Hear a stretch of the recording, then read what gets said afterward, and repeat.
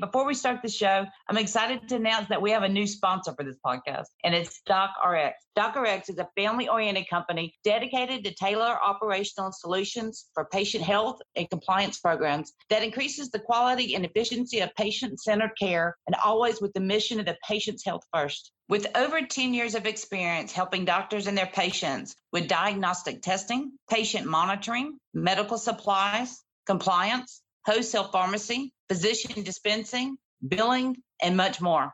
DocRx is your patient and health compliance solution, both under one roof. To find out how DocRx can help you, your hospital, pharmacy, or physician's office, see all their services at docrx.com. That's DOCRX.com. Now on to today's show. Don't just think just because you're passionate about something that it's going to work out. And you got to look at the era in which we're living. Magazines are not what they used to be. It doesn't mean that the written word is dying. It used to be you had print advertising, you had television advertising, you had radio advertising. Those were the big three. Now you've got so many different options. Those three are still there, but they don't get a third of the pie anymore. They get a much smaller piece of the pie. And so what I was looking for and what I think you need to think about if you're thinking about a startup or you're thinking about buying an existing business is you want to look for something that's ubiquitous, meaning everyone uses it. It's been around for 100 years, but can you apply technology to it and bring it into this day and age? Now, that's great advice. If you find a need, then you can have a business if you price it right. Hey, everybody. Welcome to the show. Today, our guest is Joe Baya. Joe has taken his love for the outdoors, hunting, fishing, whatever it is. And he's taken that into a multi-tiered career with multiple businesses, one of them being a magazine, Great Days Outdoors. He also has 4 podcasts. I think the most popular one is Alabama Saltwater Fishing Report. If you love the outdoors, you love business, and you love life, you're going to enjoy this show. Hey, I'm Karen. I'm a former CPA, entrepreneur, business consultant with big ideas. Welcome to Cheers to Business. Joe Baya, thank you for being on the show. Yeah, thanks for having me. You know, we've been doing a couple of shows about taking your passion and really making a business out of it. And you have a passion of the outdoors. When did that start? Well, for me, it started at a very young age, as long as I can remember. I had 2 very fortunate experiences. One was that I grew up on Fowl River. I love Fowl River. I live there now. Oh yeah, it's a great place. And if you're living in Mobile and you haven't enjoyed Fowl River, you need to. Well, never mind. Don't say that. No, don't come. It's not awful. Great. Don't go. There's a lot of snakes in there. Gators too. I had a gator. Yeah, I was lucky in that every day I could get on the water. I could go out in the woods, and I didn't have any neighborhood kids to play with, so every single day I was fishing or shooting my BB gun or running around in the woods getting dirty. And that, coupled with having some really great mentors as a kid, I had some people that just took me into the outdoors, and that was my dad and my godfather. And what they did that was so important was, and I see this, you see this in sports, you see this in the outdoors, you see a lot of dads that are really putting a lot of pressure on their kids to be good at sports or to get outside and be a hunter, be an angler. They never did that. They just took me if I wanted to go. And a lot of times they didn't take me. And those were the times that really lit a fire underneath me, because they'd take my older brother and they wouldn't take me. And that just kind of made me mad. So, that was what really stoked the fire for being outdoors, hunting and fishing, and really just being outdoors, period. I grew up on the bay, and I was like Dad's running partner. When he wasn't at the fire station, we'd take the skiff out off Manali Park and have the gill net out or whatever. I'd be on he'd go on a fishing trip, and I'd be not only the only child, the only female on the boat. Yeah. And I don't mind being somebody's bait girl. Well, it's a great existence growing up, and it keeps you out of a lot of trouble. So when did you really realize that this passion could turn into a career? As a kid, I didn't like being told what to do.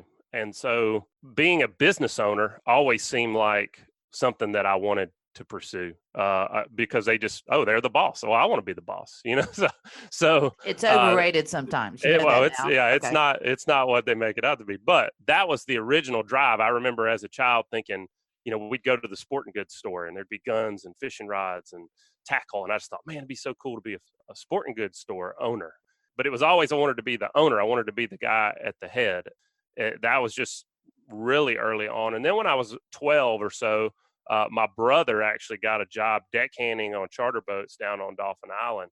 And man, he'd come home every day and he'd smell like fish, and he'd tell me about all these big fish they caught, and he'd have hundreds of dollars in his pocket. And that seemed like the most awesome possible job in the world. So when I was 16, I did the exact same thing. I went down and begged to get on the boats, washed boats, worked on the docks until one day I got a shot and started working on charter boats. As I got got a little bit further along in high school, I realized that I didn't want to be a charter boat captain, which is the next level. You've got to go from being the deckhand to being the captain, because I like being a deckhand. Captain, I didn't want to be the captain. That was the head. That was the owner.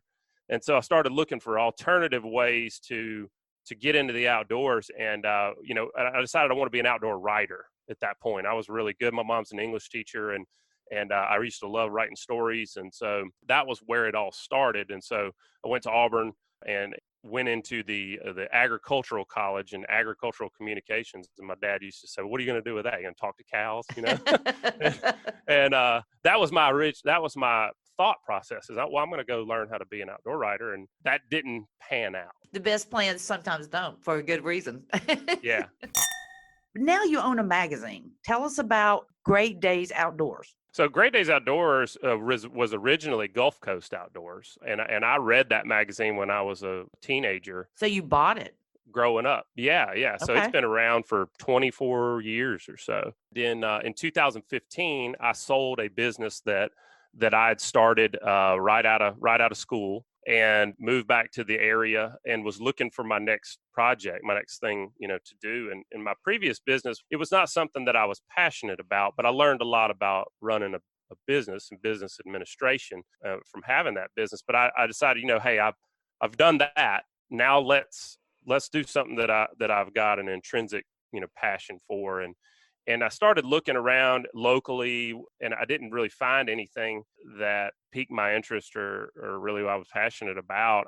And so I started looking for things that could be done from home, things that could be moved. And that was when I came across Great Days Outdoors was up for sale at that point. And so I bought my way in. Yeah. Okay. But yeah. you came back to writing. Yeah, when I was a freshman in college, I actually called the editor-in-chief of a major outdoor publication. And I told him what I wanted to do. And I said, "Hey, I'm just looking for some advice on what you think I should do throughout college to ready myself and get a foot in the door in the outdoor industry." And he said, "Don't." He said, "Don't." Wow. He said, "Don't do it." He said, go do something else. There's no money in it. He said, "I wouldn't do what you're thinking about doing if I were you." And that just crushed me at the time. I was like, well, that sucks, and Yeah. that was listening to him was a good thing for me, because it put me on a different path. But the advice worked out, but it wasn't great advice. I mean, I always recommend, you follow it, and if you stick with it, you'll figure out a way to get it done. So what I saw with Great Days Outdoors was that I had zero experience with publishing. I didn't know anything about publishing. My bachelor's degree was in sports medicine. My graduate degree was a master's in business administration. I was unfamiliar with the business, but I saw a business that was already in place and that I could learn a lot about without having to start from scratch. That was why I took the leap and actually purchased the company. Yeah, I always talk about jump. Just go. Sometimes you got to jump. That parachute's not going to work every time, but when it does, and especially if you're passionate about it, it's going to fly. Well, if you stick with it long enough, you will make it work. I believe in that wholeheartedly. I don't care how old you are. If you have a passion for something, outdoors or businesses or whatever, you can bring new life into an already existing business. Yeah, but I think you can be smart about it too. Don't just think just because you're passionate about something that it's going to work out. I totally agree with you on that one.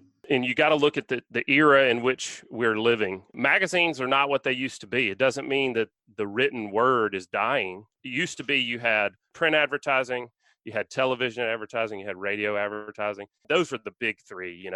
Billboards are just a version of print advertising. Okay. So those were the big three. Now you've got so many different options. Those three are still there, but they don't get a third of the pie anymore.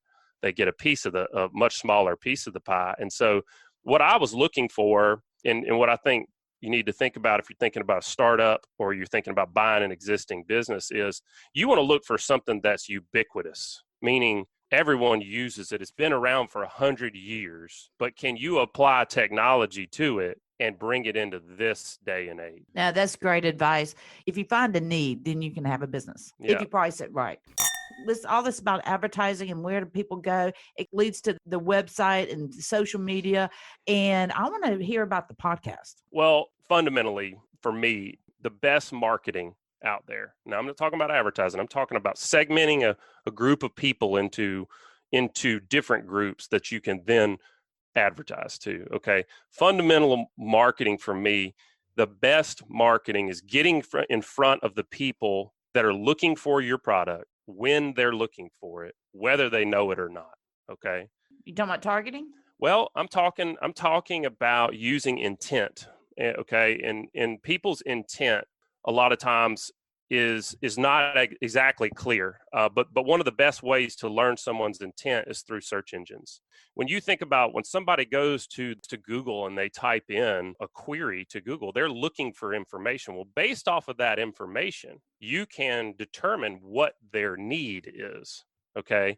And sometimes you think you need something, but really you need something entirely different, or there's another option that is better and you just don't know about it. An example I like to use is, let's say you got a home improvement project, okay, and you go to Ace Hardware on Saturday to get the thing that you need to do that project. And you walk in and you talk to the guy on the floor and you say, I need X product.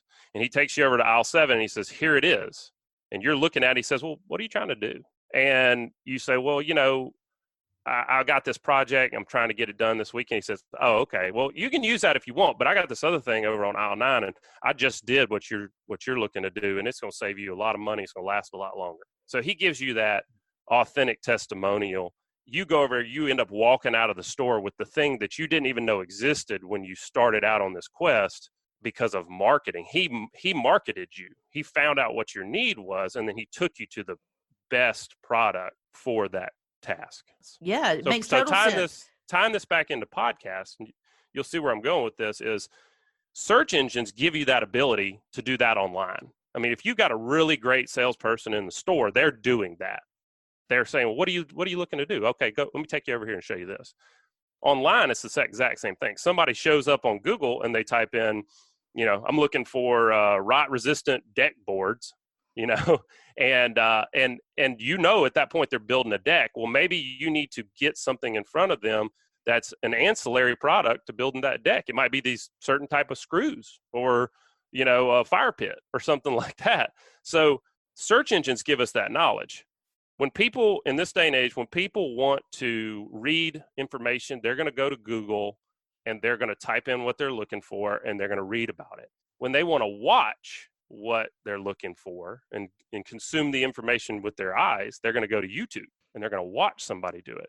Podcasts are increasingly becoming, and my belief, my prediction is that over the next 5 to 10 years, you're going to see podcasts become the 3rd largest search engine because people are learning that they can go to a podcatcher, iTunes or anywhere, wherever they're listening to podcasts, and they can search for a topic, it might be building a deck, and then they can go and find that information via a podcast so they can listen to it while they're on their commute or cutting the grass. And that's why we've really bought into podcasts, is because it gives us the ability to control our content. If I get on YouTube, I've got to play by their rules. And they can pull my stuff down and demonetize it and do whatever they want to do because that's Google's property. With a podcast, I can control the publishing and I can be searchable. That's the biggest thing. So what are your podcasts? We have 4. So we have the Alabama Saltwater Fishing Report. We have the Alabama Freshwater Fishing Report. We have the Northwest Florida Fishing Report. And we have Hunting Land. Wow. So are you the host on all of those? No, I host the Northwest Florida Fishing Report now. I used to host the Alabama Saltwater Fishing Report. And I co-host the Hunting Land podcast. Now, the saltwater one, that one's gotten pretty big, hasn't it? It has. It's been really awesome to see the community get behind that, and because it's really all of our podcasts are crowdsourced podcasts. We're taking information from the people. Like I said at the very beginning, having those mentors was super important for me as a kid to get into the outdoors. Well, we've got those same mentors, these same kind of guys that are willing to share their information. It doesn't cost you anything. They're just good, solid guys that get on with us every week, share their knowledge, decades of knowledge. And we literally have a library of knowledge that's right there available. You can go listen to it right now. They're being those same kind of mentors that I had as a kid. And that's been really awesome to see that and see the community get around that. Yeah, no, I totally buy into the podcast concept. I mean, we're both doing it. I'm just giving business advice based on trials and errors and successes that I've seen and the stories of the guests that I have on, like you.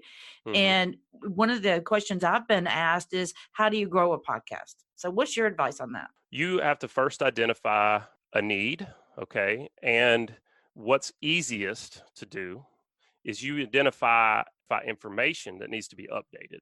So that's how you grow a podcast. That's how we've grown our podcast. There's other ways. I'm not saying that that's the only way, but for example, going back to search engines, people look for the fishing report the world over. You can use search tools to find out that people are looking for the Costa Rica fishing report and the Alaska fishing report. They're searching for those things.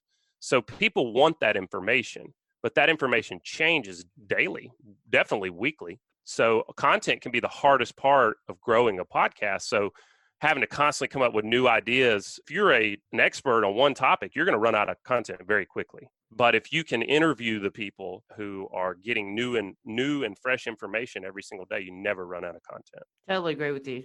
Talk about monetizing it. Well, there's several ways you can monetize a podcast, but I mean, the easiest, simplest, lowest hanging fruit is run ads. Run ads on it.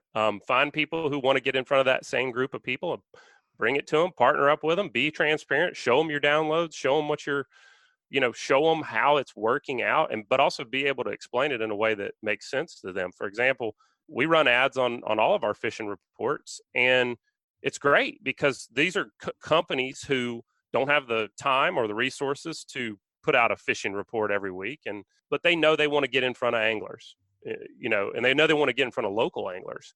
So for them, it makes great sense to support and kind of co-op the cost of producing that podcast because they're going to get their message out to a targeted group of people.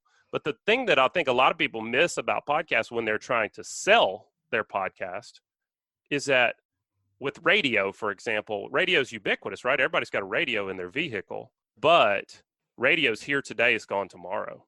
So you do something on the radio, it's you got to keep that going. As soon as you turn it off, it's gone. With podcast, every ad that we've ever had on our podcast is still available right now. Yeah. And so the compounding effect of that advertising makes a really big difference. And that's one of the great things about podcasts. Other ways to monetize your podcast besides running ads, as a publisher, you need to be able to bring that podcast into the bigger picture. For us, we have several podcasts. We have the website.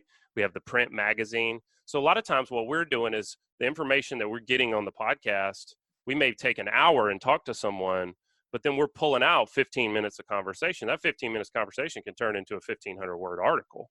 Well, guess what? That just became a blog post and a magazine article.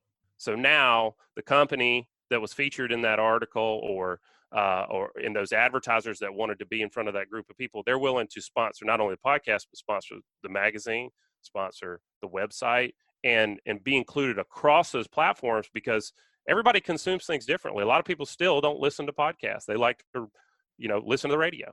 Well, what about the people that don't want to read blogs and they want to read print? You've got to, in this day and age as a publisher, you cannot be so solely focused on one particular media channel. You've got to spread yourself out across those media channels. And so by lumping in lots of other things, your podcast doesn't have to totally support itself. That's the key thing with a podcast is everybody think, here are all my costs and here's my time and here's my fixed and variable costs. So I've got to charge this for the ads. Well, not if you can lump it in with something else. So you just got to be creative and think about what are the resources you have at hand. Do you have an email list? Well, can you make a sponsored email send a part of your podcast advertising? If you can, then you're going to make it more valuable to the customer and they'd be willing to sponsor you. But you're also a realtor. Yeah.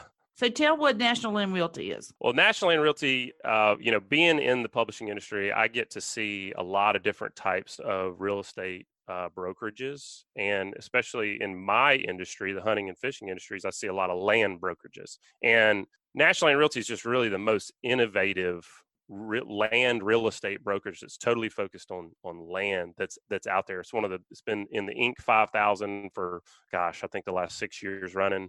It's just growing at a rapid pace. I think we're in 40 states now. And the big key thing with National Land Realty is just the technology of being, for the buyer, it's being able to find exactly what you're looking for and really never have to leave your couch if you don't want to. For the seller, our marketing is so good and our advertising is so widespread that they're netting more at the end in the sale, because when you reach a national audience and you're trying to sell your piece of land, you're going to command a higher price than if you're just trying to sell it locally. So that's the biggest thing. Most real estate brokerages are going to put your land on the MLS and they're going to call it good. With National Land, literally, if somebody Googles, Alabama hunting land for sale and they're in Washington State, they're going to find your property. That's the key with National Land. That's why I joined up with them. I like how you've wrapped your passion into so many different areas. I mean, because you understand what hunters are looking for, what people that are wanting land are looking for. And so I think the knowledge, but you got the education behind it. And so I think it's, to wrapping up a whole big picture of passion, I think it's rare that people can follow and put it together so organized. What are some tips you would give people that have a passion that they want to do? I don't care what it is. It's just like businesses. The basic foundations are all the same. So what are tips or warnings that you would give people that are thinking about jumping out and doing something that they love? Well, passion is one of those words that gets thrown around a lot. And I would say I've been passionate about a lot of things throughout my life. And that passion has ebbed and flowed as I've learned more and more about the subject. So what's more important, I think, than anything is figuring out your why as to why you're going to do it. Because guess what? When I was a deckhand on the charter boat, the first couple of years, it was awesome. I was fishing every day and making money, and it was great. And then all of a sudden I had like 300 days on the water and I didn't even want to look at a fish, like I didn't want to talk about fishing. I didn't want to think about fishing. And I was passionate, very passionate, but it got old after a while and I needed a break. So every single thing you look at will get old. If it will eventually. 25 tax seasons every April 16th. You talk to any CPA, see if they love what they're doing. The answer is going to be no. But you know what? When you've got a 3-year-old at home, it's really easy to know what your why is. And so that's the most important fundamental thing, is you got to figure out your why, and it needs to have a deeper meaning, or you'll just quit. You'll quit when it gets really, really tough. I did it. When it gets really tough, you'll just quit. You say, I take the easy way out. Let me just go back to work for somebody. I can't take this anymore. So find your why. For me, it's my family. I want to be able to have the freedom to spend the amount of time I want to spend with my family. It's not the quest for this big giant pot of money, and it's my health. Those are the two driving forces for me. The other thing is find a mentor, and that mentor doesn't have to be a person necessarily. I copy people all the time. So don't be scared to copy people, but copy people that aren't in your industry. Go look at how people are finding success with a podcast or with the thing that you want to do in a separate industry, and then see what you can glean from that and pull back into your passion, your industry. And it could be a person, but don't hesitate. I've worked for free for a lot of people just to learn what they knew. I did it when I was a deckhand. I've done it as a real estate agent. I mean, I've done it for my customers right now. I work for free for my customers all the time, but I learn things through that process that I then can turn into valuable products later on. And so you just find a mentor, and that doesn't always have to be a person. I've done it for 30 years. I learned something from every single client I ever had. Sometimes it was what not to do. Yep.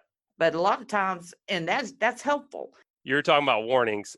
The biggest thing I can say is it's going to be hard. You hear people say that and you think, I'm smart. It won't be that hard for me. It's going to be hard. And it's not going to be hard like digging ditches hard.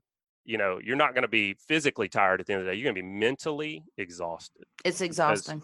you are going to try your hardest and you are not going to be there. And you beat yourself up. You beat yourself up so bad and you're going to consider quitting. Don't, I'd be lying if I haven't said that I've considered quitting just about everything I've ever done, because it gets hard at times. You just got to push through that, and you got to remind yourself what really matters. And as long as you're taking care of those things that really matter, you're going to be okay. But one of my favorite quotes about this is in a lot of times the biggest stress for people when they're starting a business or starting a new career or something is money. There's a farmer up in, he's a great author. His name's Joel Salatin, up in Stanton, Virginia. He says, you should be prepared for the rather lengthy period of self-apprenticeship you will have to go through to learn the skills of a profitable, insert whatever profession name you've got. You've got to be prepared for that. The two of the biggest things I can recommend to be prepared for those stresses and that hardship is save up some money before you start doing this. If you're going to totally quit what you're doing and start something else, save up 12 months of living expenses. Yeah. People listen to him because I turned in with the business part of my notice to leave the farm that I had started my career in. Mm-hmm. On July 31st. I didn't get a paycheck till the next February. My employees got paychecks, but I didn't get a paycheck till the next February. And so you've got to be able to stick it out. Yeah. Or you can have a spouse that, if you've got a spouse that can support your basic living expenses and is okay with you doing this, you've got to be blunt and honest and say, let's play the worst case scenarios out. I mean, my wife and I sat down before I went into business for myself the very first time. And I said, what if I don't make any money for a year? What if I don't make any money for 2 years? What would happen? Are you going to divorce me? I mean, have these conversations because it could happen. Yeah. But what if you quit after 12 months of not making any money and all you needed was 14 months? You just needed 2 more months. And I've seen that happen over and over again. Yeah. When I get to this point where I'm like, all right, what do I need to do? What do I need to do? And all of a sudden, a month later, it's like, bam, bam, bam, bam, bam, a bunch of business comes in. And I'm like, well, see, you just got to stick it out. So stick it out. Mentally too, you've got to enjoy, and you hear people say this, but I don't think they tactically tell you. You hear people say, enjoy the process. That's an easy thing to say, right? But here's how you enjoy the process. First thing you got to do is you got to set a big goal, and you got to say, this is where I'm trying to get to. Then you've got to say, what is my, literally down to even daily, but what are my weekly goals that I want to do week in and week out, day in and day out, if you're that detailed, that I think are going to get me to that goal. And then at the end of your week, if you did what you set out to do, have some kind of celebration. It could be just a simple beer, but have a celebration and reward yourself for getting done what you set out to get done. I can always share my experience, but what will happen to you is if you focus on that big goal, you won't be happy until you get there. And you're getting better in the process. It's like a kid that plays baseball. If he's hitting the ball better every week and he's throwing the ball better every week, but he's still not starting, is that a cause for you to be upset? It's not. You're getting better. You see it all the time in our culture too. You've got these quarterbacks at college athletes that are going out and they're transferring because they didn't get the starting job and they're too, they're good. I'm too good. I should be starting. I'm transferring. I'm going somewhere else. Heck no, man, beat the guy in front of you. Yep. And so you got to enjoy, and you've got to literally reward yourself. It doesn't have to be, it can be something simple, but you got to literally reward yourself week in and week out for doing a good job, even if you're not where you want to be in your business. Yeah. You wouldn't be upset if you were a high school graduate and you wanted to be an engineer.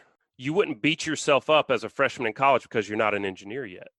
Right. Exactly. So you got to earn it. And so, but you should also enjoy the fact that you just made an A on the midterms. That's it. Reward yourself. That's business. All right. I want to know your biggest screw up. I hate the word failure because I'm happy where I am. And who knows what would have happened if you had done it different. Everybody says, if you could go back, what would you do different? If I had not listened to that editor-in-chief that I'd called early on, and done something else, then I don't know, maybe I wouldn't have met my wife. Maybe I wouldn't have, going and getting a business degree. But I think the biggest failure in that decision of listening to him and not pursuing what I was passionate about was that it was taking my eye off of what I knew since I was a young child what I knew I wanted to do and who I wanted to be and how I wanted to spend my days, and letting someone else's jaded opinion change my course. And like I said, I came back to it, but don't let anybody, not even your parents, don't let your neighbor, don't let them change your course, because your parents, they may want something different for you than what you want. I mean, my parents did not push me to do what I'm doing right now. They wanted me to be a physical therapist. That's what they thought was a good profession. And far from that. They're not wrong, but that wasn't what I wanted to do. Exactly. And so just, I don't know, cut out all the noise. But that was probably my biggest mistake, was really just caring what other people thought. Well, when you get 55, you don't give a crap what anybody thinks. I'll just tell you that right now. Well, Joe, I want to thank you for coming on the show today. You've gone from deckhand to digital media king. And at the end of every podcast, we give a cheers. Okay. So I want to give a cheers to you for getting back to what you love and making a success out of it and building an empire. Well, it's not an empire yet, and I don't really ever care if it is, but it's my little empire, and it's fun, and I wake up every day fired up, and I probably work harder now than I've ever worked in my life, and I love every minute of it. So thank you. What I want to give a cheers to is, I just think right now, especially, we're in a really politically divided country. And I think it's important to remember that nothing gets done, whether it's in business or in government, without teamwork. I want to give a cheers to teamwork, to employees, to spouses, to vendors, to the communities around our businesses that make that possible, keep these businesses going, because you can believe what you want to believe, but we're all going to have to work together to get things done and to progress. Cheers. Joe Baya, tell people how they find you. Well, it's very easy. You can go to greatdaysoutdoors.com. We host all of our fishing reports and the Hunt and Land podcast as well. If you want to pick up a Great Days Outdoors magazine, you can go anywhere magazines are sold, like Barnes & Noble, Bass Pro Shops, Books A Million, Tractor Supply Company, in any of those newsstands.